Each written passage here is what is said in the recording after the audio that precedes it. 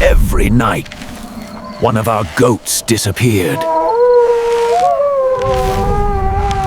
No sound, no struggle, no blood. We thought it was a lion. So one night, we stayed awake. And then, at 2:13 a.m., we saw it. A lion, just standing there, watching us. But something felt wrong.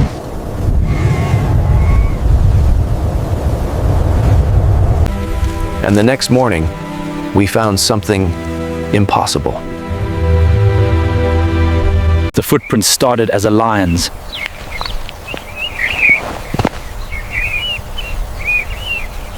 But after a few steps, they turned into human footprints. And that's when we realized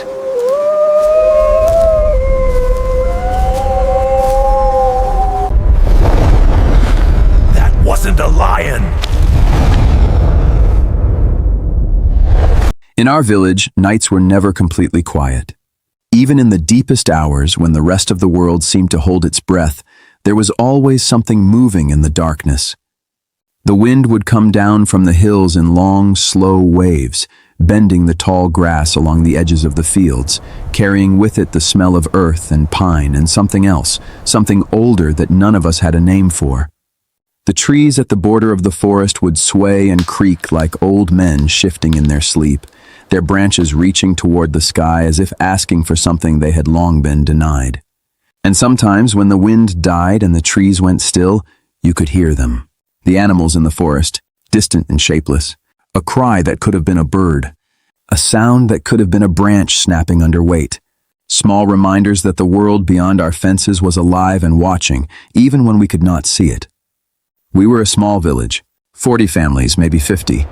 People who had lived on the same land for generations, who knew every hill and every trail, who had built their homes with their own hands and buried their parents in the same soil they had farmed all their lives. We were not superstitious people. We believed in hard work and weather and the kind of God who didn't ask too many questions. We did not believe in stories told by firelight. We did not believe in things that could not be explained. That belief would not survive the month of October. It started with the goats. My neighbor, a quiet and serious man named Hatem, was the first. He had kept goats for as long as anyone could remember. 12 of them, well-fed, well-fenced, sleeping each night in a stone enclosure his grandfather had built. He woke one Tuesday morning before dawn, the way farmers always do, with the particular sense that something in the world had shifted while he slept. He pulled on his boots and walked outside into the gray pre-dawn light, and when he reached the enclosure, he stood for a long moment in silence, counting. Then he counted again. One was missing. The gate was still latched. The stones were undisturbed.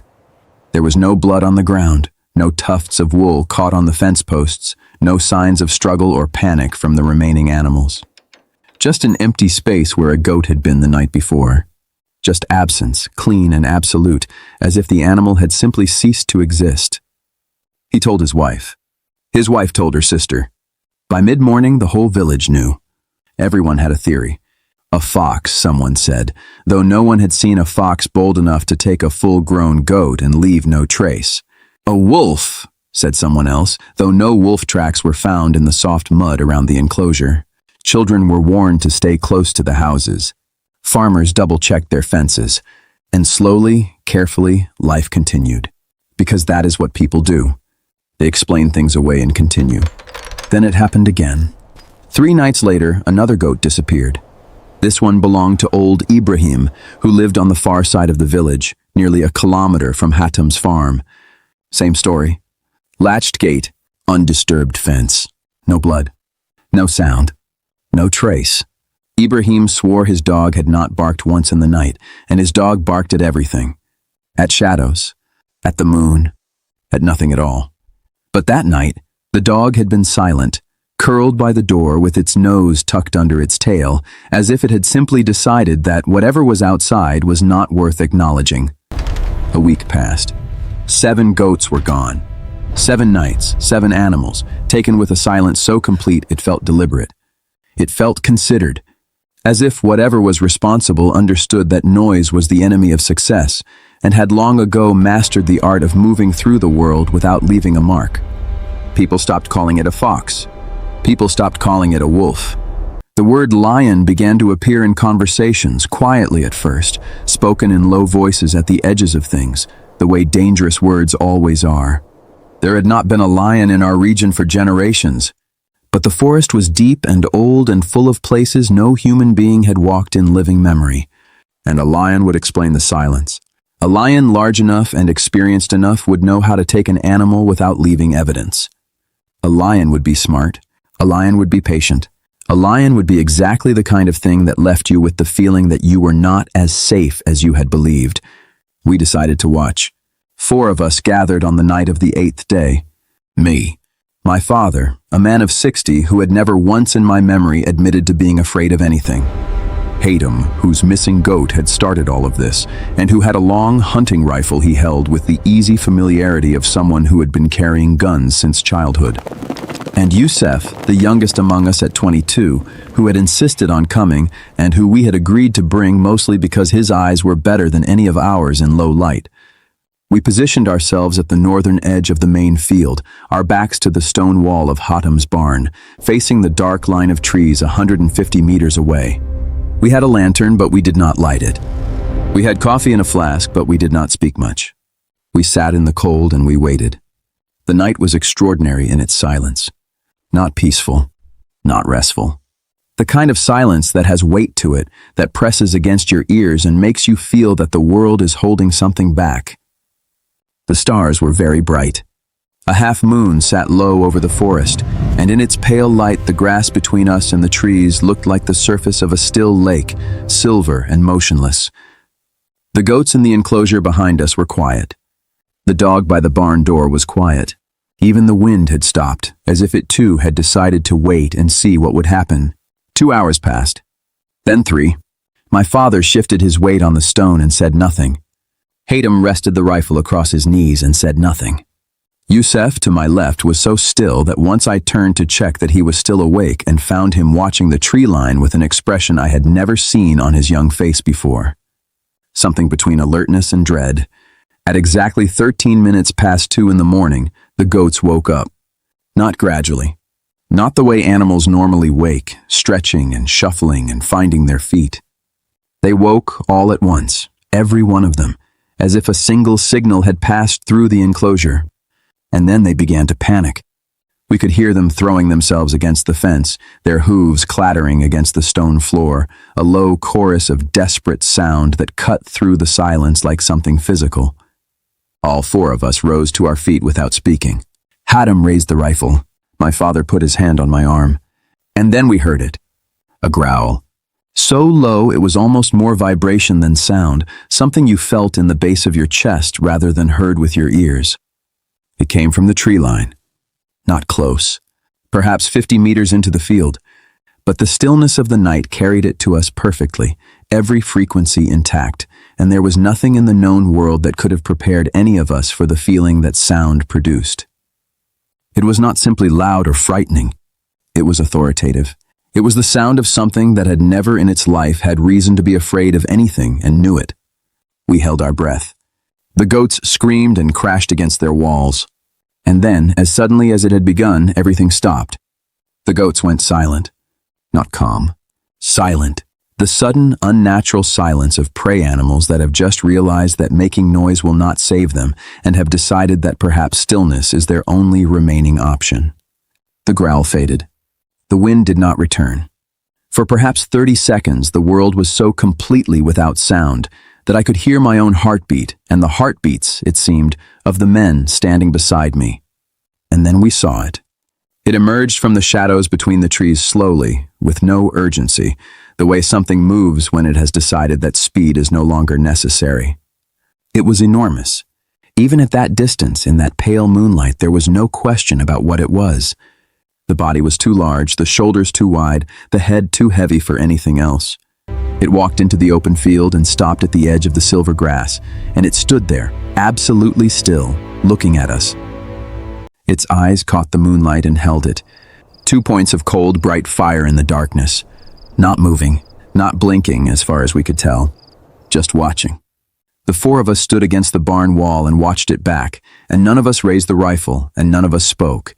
And the reason I can only partially explain even now is that there was something about the quality of its attention that made action seem impossible. It was not looking at us the way a predator looks at prey. It was not calculating. It was not preparing to charge. It was simply watching, with a patience and an intelligence that felt entirely wrong for an animal standing in a field in the middle of the night. Then it turned its head, slowly, deliberately. The way you turn to look at something specific in a crowd when you already know exactly where it is. It turned its head and it looked at me, directly at me, not at Hayden with his rifle, not at my father beside me, at me. And what I felt in that moment was something I have spent years trying to describe and have always failed to do justice to. It was not fear, though fear was certainly present somewhere underneath it. It was something older and stranger than fear. It was recognition. The terrible feeling that whatever was looking at me from across that field knew me in some way that I did not yet know myself. That it had been waiting for me specifically and had now confirmed that I was here and was satisfied. Then it turned and walked back into the forest. No hurry, no sound. One moment it was there and then it was gone, absorbed by the darkness between the trees as if it had never existed. None of us slept that night. In the morning, my father said we should report it to the forestry authority. He said it with conviction, the way he said everything, and I nodded and said yes, we should. But before we made any calls, Youssef walked the perimeter of the field, the way hunters do after a sighting, looking for tracks, looking for evidence that the night had been real and not something all 4 of us had dreamed simultaneously. He found the tracks at the northern edge where the lion had stood at the tree line. Deep impressions in the soft earth, unmistakable, the wide circular paw prints of a very large cat. He followed them across the field toward where we had been standing, and we followed behind him, and for 20 or 30 meters it was exactly what we expected. A lion's tracks, heavy and clear and real, and then they changed. I have no clinical way to describe this. I have thought about it hundreds of times and tried to find rational frameworks and have always arrived at the same place, which is that there is no rational framework for what we saw. The paw prints, deep and wide in the soil, simply became something else. Over the course of 2 or 3 strides, the shape of the impression shifted. The wide, round pad of a lion's paw lengthened and narrowed. The claw marks disappeared. And by the time the trail reached the long grass at the edge of the field, it was no longer the track of an animal. It was the track of a human being. Bare feet, long-strided, walking calmly and with purpose directly into the forest. None of us spoke for a long time. Hayden eventually said that it must be 2 different tracks overlapping. He said it firmly, the way people say things they do not believe. No one argued with him. We walked back to the barn and we drank the rest of the cold coffee and then we went home, and the conversation about calling the forestry authority did not come up again. 3 more goats disappeared in the following nights. The village grew quiet in a different way. Not the quietness of peace or routine, but the quietness of people who have started to sense that the world they thought they knew has a border, and that something on the other side of that border has begun to take an interest in them. Children were brought inside before sunset. Lanterns burned in windows all through the night. Old people who had lived their whole lives in that valley began to say things in low voices, fragments of older stories, things their own grandparents had told them, which they had always dismissed as the irrational fears of an unscientific age. They said these things quietly, and the younger people did not laugh. I began having a dream, the same dream every night. I'm standing in the field. It is night. The lion is across the field watching me, and I walk toward it.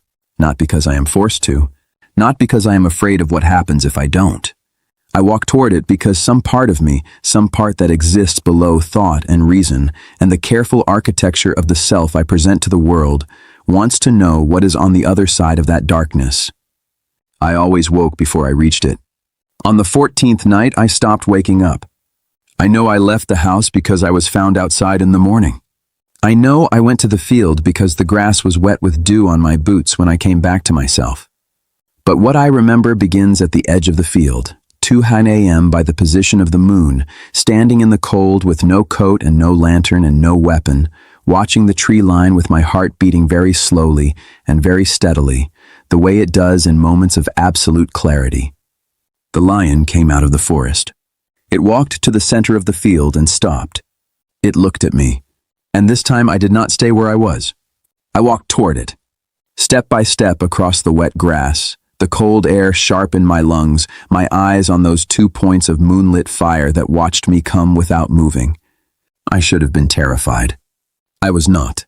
I was something else. I was awake in a way I had never been awake before, every sense open and receiving, the whole world incredibly clear and present, as if the ordinary layer of human thought and worry and distraction had been peeled away to reveal something clean and exact underneath. When I was 20 meters from it, it turned and walked into the forest, and I followed. The trees closed around me almost immediately, the moonlight reduced to fragments falling between the canopy, the ground underfoot uneven and soft with years of fallen leaves. The lion moved ahead of me, visible in glimpses, always the same distance away, always just at the edge of perception, as if it was calibrating its pace to keep me following without bringing me close enough to stop. I walked for a long time. The forest grew denser. The fragments of moonlight disappeared. I was moving through near total darkness, navigating by sound, by the soft impact of the lion's paws on the ground ahead, until even that sound faded, and I stopped. The forest around me was completely dark, completely still. I stood and waited, my breathing even, my heart slow, and I had the absolute and unambiguous feeling that I was not alone. That something very large was standing very close to me in the darkness, close enough that I should have been able to hear its breathing, and was choosing, deliberately and precisely, to make no sound at all. Then it spoke. The voice came from directly in front of me. Low and even and entirely, impossibly human. Not a growl, not an approximation, a voice. Measured and calm and old, the way certain voices are old, carrying in them the accumulated weight of something that has existed far longer than it should. Why are you following me? I could not speak. I could not move. I stood in the darkness and I felt the question settle into me the way cold water settles, reaching all the places warmth had been. Then I heard it move. Not toward me. Not away. It moved in a way I cannot describe with confidence because I could not see it, could only hear it, and what I heard did not correspond to the movement of any animal or any person I have ever known. A slow, wet, structural sound, the sound of something reorganizing itself at a fundamental level, of bones shifting and lengthening, of breath-changing rhythm as the chest that contained it changed shape. It was not a violent sound. It was not a painful sound. It was deeply wrong in the way that certain sounds are wrong not because of their volume or their sharpness, but because of what they imply about the nature of the world and the things that live in it. And then something stood up. I heard it rise, heard the new weight of it redistribute, 2 points of contact instead of 4, the ground pressing differently beneath something that was now vertical, that was now tall, that was now standing the way a person stands.